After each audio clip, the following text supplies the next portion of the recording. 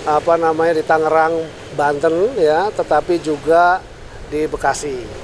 Nah, khusus untuk di Tangerang, Banten, saya laporkan bahwa memang kita temukan tidak ada izin. Jadi pada dasarnya sesuai dengan Undang-Undang Cipta Kerja bahwa pembangunan di ruang laut itu harus mendapatkan izin KKPRL. Jadi kesesuaian ruang laut. Ya. Jadi karena tidak ada, langkah pertama yang harus dilakukan adalah kan sesuai dengan aturan undang-undang. Jadi kita tidak bisa sembarangan. Pertama, kita lakukan yang namanya penyegelan.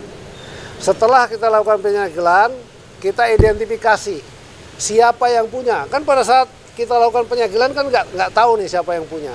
Ya, secara yuridis kan harus ada yang mengakui siapa yang punya dan seterusnya dan seterusnya dan seterusnya.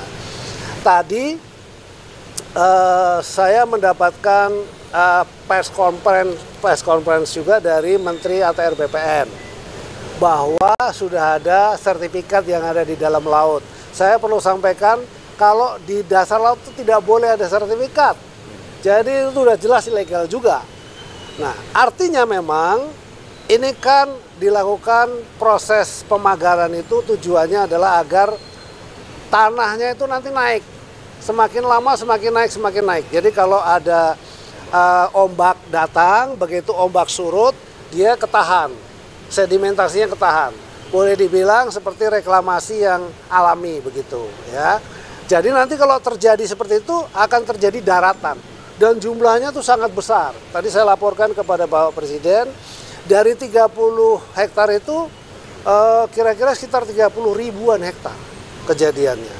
Nah, kan itu sangat besar. Nah, di bawahnya ternyata menurut identifikasinya dari Pak Menteri ATR BPN itu sudah ada sertifikatnya. Yang atas nama siapa saya tidak hafal ya. Teman-teman bisa cek sendiri. Dan itu nanti tiba-tiba nongol tuh sertifikatnya tuh. Kalau sudah dia berubah menjadi daratan, itu nanti dia akan nongol sertifikatnya. Tapi bagi kami sekarang ini itu tidak berlaku. Kenapa? Karena pasti yang namanya kegiatan di ruang laut ya tidak boleh, harus ada izin. Di pesisir sampai ke laut tidak boleh, harus ada izin. Itu yang terjadi. Tadi arahan Bapak Presiden satu, selidiki sampai tuntas secara hukum supaya kita harus benar koridor hukumnya. Apabila tidak ada itu harus menjadi milik negara. Nah, itu kasusnya seperti itu. Nah, karena kemarin juga ada pembongkaran yang dilakukan oleh TNI AL, maka tadi kita sudah koordinasi juga dengan Kasal. Tadi sudah rapat dengan Kasal dengan jajarannya. Tentu setelah kami dipanggil oleh Bapak Presiden ini kita juga akan koordinasi lagi dengan beliau. Dan kita sudah putuskan nanti hari Rabu kita akan berkumpul. Jadi tidak hanya TNI Angkatan Laut tetapi juga ya Bakamla juga kita ikutkan, terus Baharkam kita, karena gini nggak ada yang ngaku. Dulu pernah ada dari media mengatakan bahwa dari IDX channel itu yang namanya Persatuan Nelayan Pantura gitu-gitu. Tapi kita panggil nggak ada yang datang tuh. Jadi tadi saya dapat laporan, tadi siang dapat laporan, katanya besok mau datang. Oh, alhamdulillah kalau mereka datang kita akan usut, jadi lebih mudah.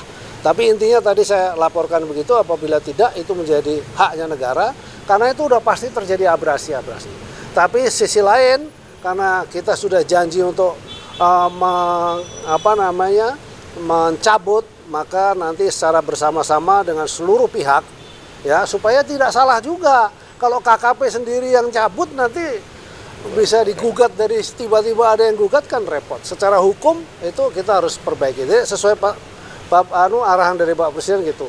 Pokoknya sesuai dengan koridor hukum, dan kemudian saya bisa sampaikan di sini Rabu kita akan bersama-sama dengan seluruh pihak dan pada saat itu kita akan bongkar. Demikian.